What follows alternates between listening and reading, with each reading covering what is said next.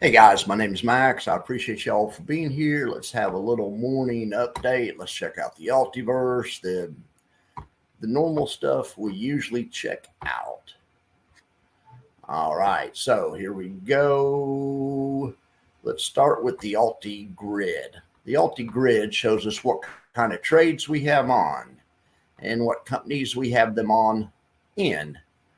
We have a caller in AMD. We have a caller in DJT, a caller in Coinbase. I think you guys kind of get kind of how it works. We have a caller on in everything. We have a caller on in Mora. We have a caller on in MicroStrategies. Mora, MicroStrategies. We have a caller on in NVIDIA. Anyway, these are all the callers we have on. So I take that and we make something called the Altiverse. Here's the Altiverse, which is like the buffer report for Alti. Okay, so at the far right, we have the average constituent in the index up 2.06, where Alti itself is up 83 basis points. You can see it's a great day to be Alti. It is a great day to be Alti for sure. All right, so now let's check out my own portfolio. It's coming back a little bit. Let's check out the index for report. Okay, what do I always say? What's up the most or down the most? So we have FEET, 5E, ZVol, Alti, YieldMax, YMAG. Those are the ones that are always up the most or down the most. Let's see if that's true today. Okay, we FEET, yeah. 5E, okay. Oh, AIPI, I missed that one. That one's not traditionally one of the ones that's always up the most or down the most, but you can count on the FEET and 5E and ZVol, sometimes SVol too, to be up the most or down the most. And look at ZVol down today. I don't know why that is. I'm not going to get too into that right now. I think that's probably, who knows.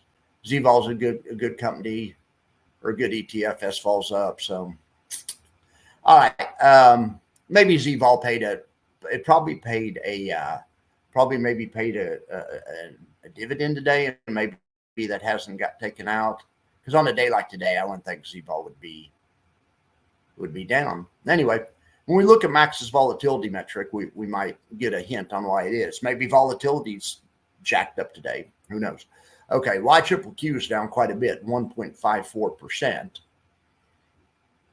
I did want to say, just of the normal funds, SPY-T's beating the index, XDTE's beating the index, even worse than SPY-T's beating the index, T-SPY's beating the index, WDTE is beating the index, SPY-I, iSPY, SVol, all beating the index. KQQQ, great job, Howard Chan over there at Curve, killing it with his KQQQ. Look at Triple QT, killing it, up nearly 1%. QDTE, up the same amount of money, almost. YMAG, killing it. Alti, up more than the Russell, which is kind of their benchmark.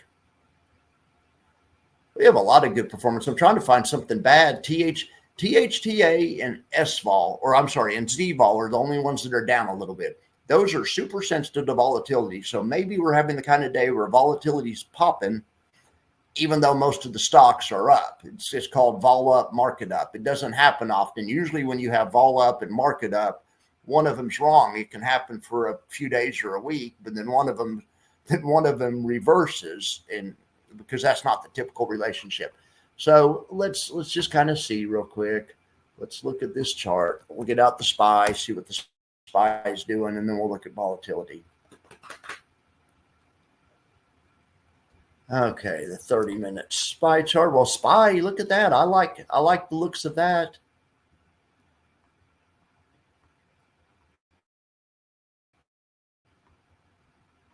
I like the looks of that. We left a bullish gap behind. All right, as soon as it stops, oh, it's not going to stop. All right, so let's do this. Love me some gap theory.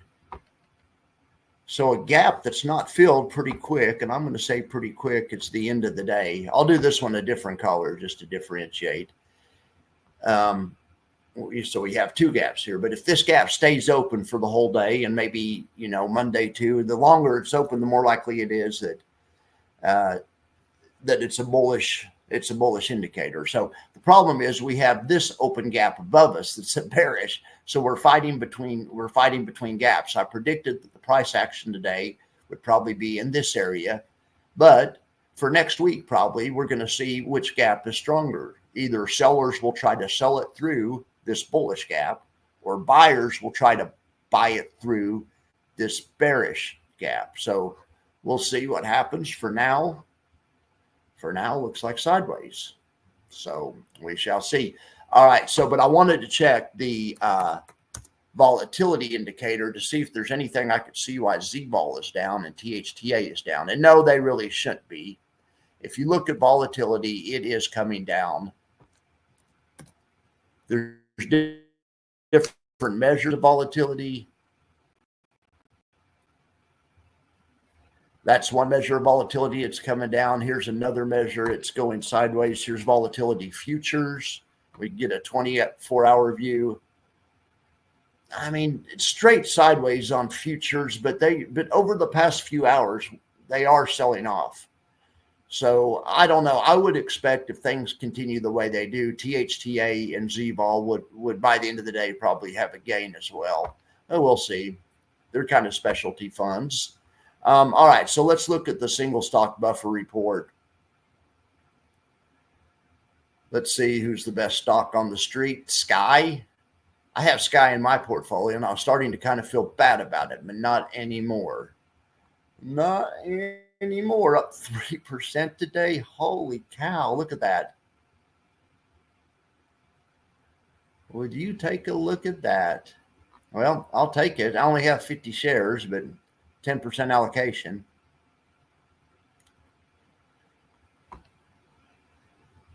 What I really think is particularly notable is how much of the upside it's catching. They didn't used to catch this much upside before. If Sky had been up 4%, 6 months ago, this one would have been up 1.5.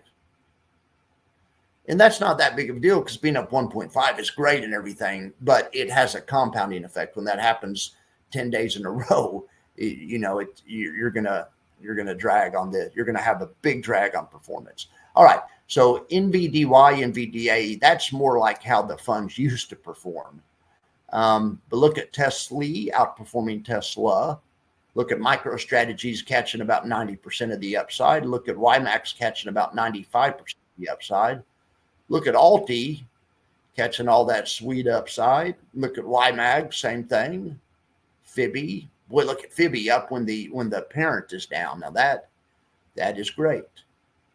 Look at MSFO. MSFO and Fibby are like the Menendez brothers. We have OARC as well. That's like a bad cousin from another family. He's beating the parent too. Anyway, we have a lot of outperformance today. DISO is even jumping in on the party, as is SMCY. That is great, great, great to see. Oh, look at Bobo outperforming the parent. This is just going to be one of those days, I think, where everything does well. We've had a refresh on the index buffer report, and you can see feet and 5E. Feet 5E. KQQQ isn't one of the ones that's normally on the feet and 5E list. So that is good to see. Not that KQQQ isn't a good fund, but it normally doesn't get our attention like that. Okay, so let's look at the market and talk about the market. Let's look at the Qs. We saw the SPYs are stuck between two gaps. The Qs are left behind a bullish gap underneath, but they have a bearish gap above. I just haven't put it on the chart yet. They're in a similar situation. Oh, there they are. The gap we're really watching on the Qs could actually sell off more. I mean, and come down and find buyers and still be bullish. The Qs election night gap is still open. Has only been touched once on Friday, the November 15th. And what ensued was a face ripping rally all the way from about 495 to about 535 in 1 month. It went from the 15th of November to the 15th of December. Well, that was a heck of a month. Then we faltered since then.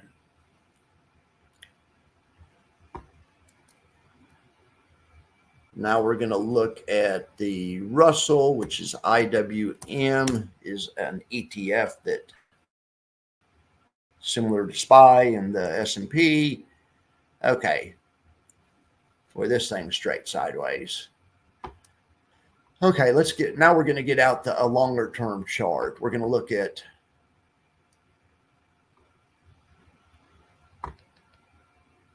daily results, or daily bars, let's say. I wanted to step back and take a look at VIX on the daily bars and see if VIX is still above its 200-day moving average, and it is. Look at that. And the 200-day moving average. Sorry about that. And the 200-day moving average is still sloping up.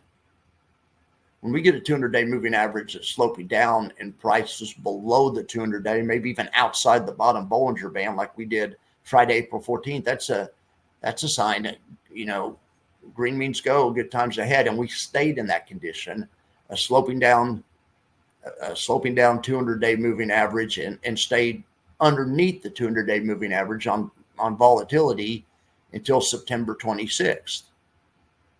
Then we had some selling hit the market, but I'm looking for a signal like this, an all clear signal in the first quarter of this year. What I see so far does not look like that, yet, but that's why we keep an eye on this. To me, this has the look of people putting on hedges and keeping on hedges. So I think other people out there besides me are worried about the first quarter of the year and some seasonal weakness, and that's probably all it is. But we shall see. You never know. And then also something could happen. There's always the chance that something could happen externally that you can't predict, that would the news that would send the market out of the range, either up or down, news that would send volatility sky high, or news that would send volatility plummeting down. But anyway, until that day, we can just be cautious and keep an eye on all this stuff. All right, guys, I appreciate y'all. I have a new Discord. I'll put it in I'm going to put the link to the Discord in case you guys want to join. It's not going to be a fun Discord. It's not going to be like Retire on Dividends and have a bunch of cool categories and stuff, but it's going to have stuff that I think is fun. So I'm going to have a place to post my back test. I'm obsessed with back test. I'm obsessed with option strategies. And we follow a lot of stuff on paper, so it'd be nice to have a way to organize it. So we might have a room they might call it triple QI back test. And then I could throw all my triple QI back test in there, or we could just have a room for back test. Then those of you that are interested in it can search further. I'm going to start sharing on my back test. I'm going to start sharing a PDF with the receipts and everything, so you guys can audit my results. So anyway, I thought, and of course, we're going to put that in Discord. And then, of course, we can talk in Discord and stuff too. I'm just joking when I say it won't be cool. Hopefully it'll be a great time. Hopefully it'll be awesome.